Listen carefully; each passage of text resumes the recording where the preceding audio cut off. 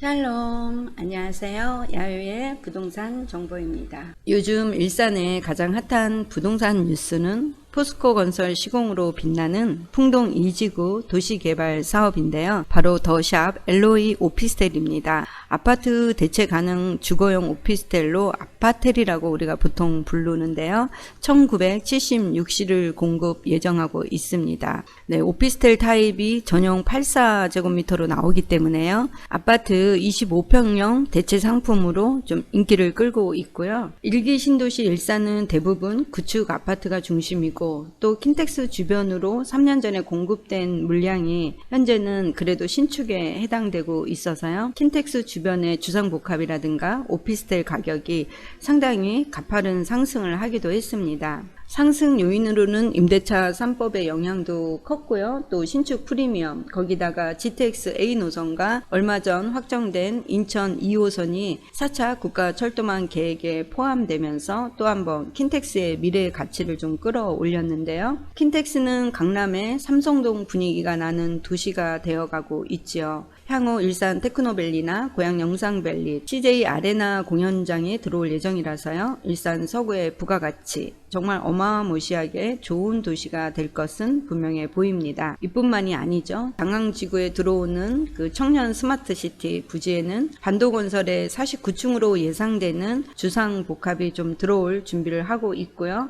얼마 전 경기도 주관 사업인 고양 영상밸리 토지 정리 사업도 좀 박차를 가하고 있습니다. 이 안에도 49층짜리 주상복합이 예정되어 있기 때문에 향후 킨텍스 주변의 상승은 좀 그림이 그려지게 충분한 호재와 잠재적 가치를 가진 도시가 될 것으로 보입니다. 제가 덕은지구를 강남으로 비유할 때 압구정이나 청담동의 느낌이 나는 도시가 될 거라고 그림이 그려진다면 킨텍스 주변은 강남의 삼성동 느낌이 나고요. 장항 스마트시티 주변으로는 판교의 느낌이 물씬 나는 도시로 좀 상상이 되곤 합니다. 이런 킨텍스 주변의 주상복합 느낌의 오피스텔, 포스코 건설의 더샵 LOE 오피스텔이 1976실에 청약을 앞두고 있는데요. 풍동 2지구는 도시개발 사업으로 15년간 끌고 왔던 지주택 분쟁이 좀 일단락되면서 처음부터 데이앤비로 아파트를 짓겠다던 조합 쪽으로 좀 힘이 쏠렸죠. 전체 규모로는 약 4,600세대가 되겠습니다. 규모가 규모인 만큼 기부채납 형식으로 또 기반시설이라든가 이런 교통 문제를 해결하는데 약 750억을 쓰겠다는 부분도 좀 기대해 볼 만한 부분이라고 생각이 듭니다. 현재 오피스텔 분양 이전에 지주택 조합으로 분양을 했던 데이앤뷰 아파트 2090세대는 현재 분양이 완료된 상태입니다. 그리고 이번에 C1, C2 부지에 공급하는 오피스텔 분양은 좀 일산뿐만이 아니라 서울과 지방까지 좀 큰 관심을 모으고 있는 것 같습니다.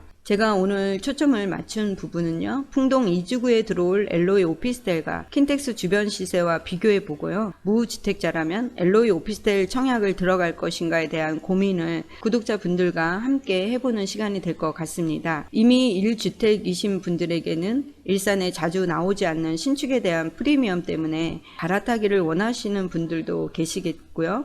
또 오피스텔 84타입은 아파텔 평수 기준으로 볼 때 25평 정도를 생각하셔야 되는데요. 그래서 1주택자가 갈아타기에는 집이 조금 작다는 부분도 아마 고민이 되실 겁니다. 다른 고민은 1주택자의 경우 임대료를 주기 위해서 투자로 선택하실 수도 있지만 세금적인 부분으로 오피스텔도 주택이 되기 때문에 이 또한 고민이 되는 부분이 아닐까 이런 생각을 해보고요. 투자자 입장에서는 선뜻 결론을 내리기 어려운 입장이 있습니다. 그렇다면 무주택 입장에서 보면 어떨까요? 일산 LOE 오피스텔은 무주택자가 당첨될 경우에는 주택수에는 포함이 되지만 청약 조건으로는 무주택 조건을 유지하게 되는데요. 이런 관점에서 볼 때 집을 구매하고 싶은 수요자가 현재 일산의 구축을 오른 가격으로 매수할지 고민이 될 거고요. 더샵 LOE 아파텔 선택권이 하나 더 주어졌다고 이렇게 보고 있는데요.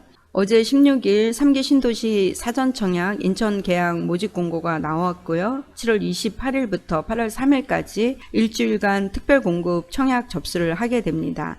저도 사전청약 모집 공고를 보려고 어제 오전부터 상기 신도시 홈페이지 접속을 수차례 시도해 봤는데요. 서버가 마비돼서 오전에는 결국 접속을 포기하고 오후에 좀 모집 공고를 본 상태입니다. 첫 번째 사전청약 결과가 어떻게 나올지 어마무시한 경쟁률이 나올 것으로 예상이 되는데요. 사전청약의 경우도 추첨제 물량이 15%로 굉장히 작은 물량이기 때문에 그야말로 낙타 바늘기로 들어가는 당첨 확률을 가지고 있습니다.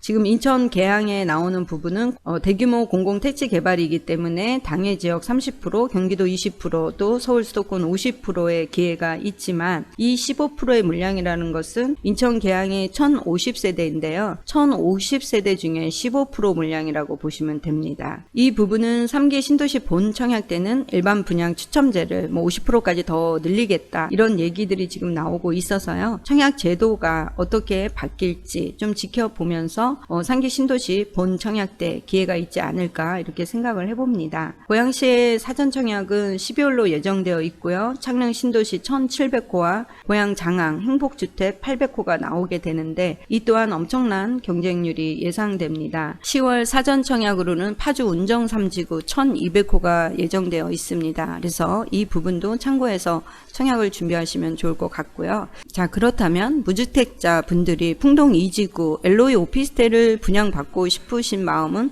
아마도 크지 않을까 생각이 듭니다. 풍동 2지구는 교통 호재도 일단은 좋습니다.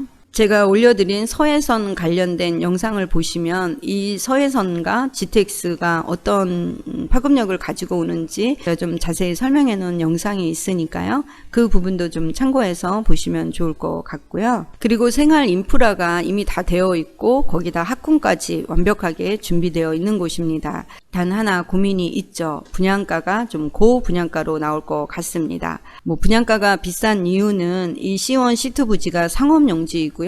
보통 오피스텔이 상업용지에 들어오기 때문에 분양가가 아파트보다 비싸기는 합니다. 그렇다면 킨텍스 주변에 지었던 상업용지 오피스텔은 어땠을까요? 분양가는 5, 6년 전에 분양가라서 지금 원자재 값이 상승한 부분이라든가 토지값이 상승한 부분을 고려한다 그렇다면 지금 기준에서는 시세를 좀 보셔야 될 것 같습니다. 킨텍스 꿈의 그림 84 타입 오피스텔이 5월에 좀 실거래가 9억 4천을 찍었고요. 더샵, 그라비스타 84 타입 역시 8억 4천을 찍었습니다. 물론 고층 기준 28층 이상 실거래가고요. 그럼 풍동 2지구 84 타입 3룸 4베이 타입인데요. 만약 분양가가 고층이 8억이 나온다면 과연 얼마의 시세 차익이 붙을지 여기에 좀 고민이 되는 부분이 있는 거고요. 교통호재로 보면 두 정거장만 가면 대곡역에서 GTX-A를 이용한 삼성역까지 환승시간을 고려해 30분대라고 보고요. 현재 경의중앙선, 백마역 도보권과 서해선 일산역, 인천 2호선 등을 이용한 김포 진입이 좀 우수해지는 거죠. 그리고 LOE 주변은 킨텍스처럼 대형 호재가 있는 것은 아니고요. 강역 교통이 좋다는 것과 종주 여건, 실거주하기에 좋은 것은 분명한 사실입니다. 킨텍스는 강역 교통 호재뿐 아니라 주변 개발 호재까지 포함해서 현재의 시세를 가지고 가고 있는데요. 풍동 2지구는 분양가에 따라서 좀 고민이 깊어질 것 같습니다. 무주택자로 자산이 있는 분이 신축 프리미엄과 교통 호재를 보고 들어가시게 될 경우에는 향후 창릉 신도시나 장항지구, 주상복합 등 계속 민간 분양 청약에는 들어갈 수 있습니다. 여기서 제가 드리고 싶은 얘기는 조금 전에 말씀드린 고양시의 무주택 비율이 약 47%에 육박하고 있고 이분들의 자산 규모가 지금 LOE 청약에 들어가기에는 현금 보유가 부족할 수 있는데요. 결국 LOE는 1주택자나 세금 부담이 크지 않은 분들이 들어가야 베네핏이 있을 것 같습니다. 결론적으로 풍동 2지구 LOE 아파트 입지는 좋은 지역입니다. 문제는 향후 결정될 분양가를 보고 좀 더 자세히 선택을 고려해 보시는 걸 추천드리고요.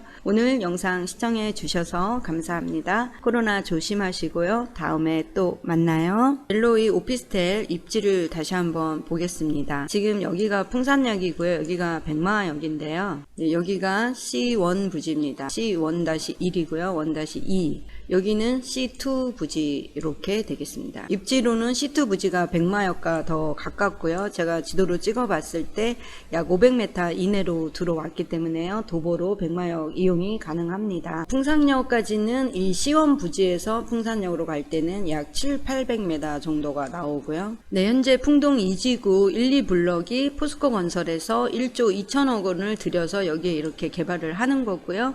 또 남아있는 지구도 있죠. 풍동 2지구 4블럭이 또 여기에 이렇게 들어오게 됩니다. 풍동 지구는 이렇게 중앙으로 개발이 되고요. 이쪽 부분과 이쪽 부분이 미개발지로 남았던 좀 미안해 도시이기도 합니다. 네, 바로 옆에는 식사 2도시 개발 구역이 있죠. 이쪽이 다 자이타운입니다. 자이 아파트가 많이 들어가 있는 여기 식사동이고요. 식사동은 앞으로 고양시청까지 오는 고양선에서 연결되는 트램이 예정되어 있는 도시이기도 하죠.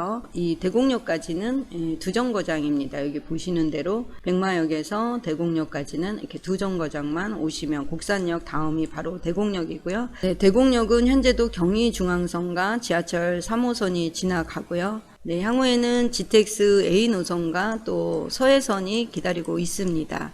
그래서 서해선 개통은 올해 개통 예정이었다가 23년으로 좀 연기됐고요. 그래서 이 서해선 굉장히 중요하다고 제가 올려드린 영상이 있는데요. 그 영상 한번 참고해 주시면 좋을 것 같습니다. 이렇게 되면 쿼드러플 역세권이 되고요. 대곡역은 이 쿼드러플 역세권에서 끝나는 게 아니라 또 교외선이 있죠. 의정부까지 가는 이 교외선도 대곡역에 정차하기 때문에 킨터블 역세권이 되겠습니다. 경기도 내에서 이렇게 5개 복합 환승이 되는 곳은 대곡역이 유일하다고 보시면 되는데요. 이러한 호재를 안고 있는 대곡역과 이 백마역은 이렇게 한 정거장, 두 정거장이면 이용하실 수 있다는 거 큰 교통 호재로 보시면 좋을 것 같고요. 또 이 경의중앙선은 백마역을 지나서 이 풍산역 그리고 지나시면 일산역인데요. 이 일산역 주변이 또 인천 2호선이 들어옵니다. 킨텍스에서 오죠. 인천 2호선이. 그래서 인천 2호선 부분은 김포로 나가기에 굉장히 편리한 노선이기 때문에 이 노선도 좀 중요한 노선이 될 것 같고요. 그래서 인천 2호선은 일산역에서 끝나는 게 아니라 이렇게 탄현역까지 오는 지금 방안도 계속 얘기 중이기 때문에 탄현역까지 오고 또 탄현역까지 오게 되면 파주 운정 야당역까지 오는 부분도 계속 얘기가 나오는데요. 그 결정은 아직 되지 않았고요. 다만 인천 2호선이 4차 국가철도망 계획에 포함됐다는 것은 확실한 팩트입니다.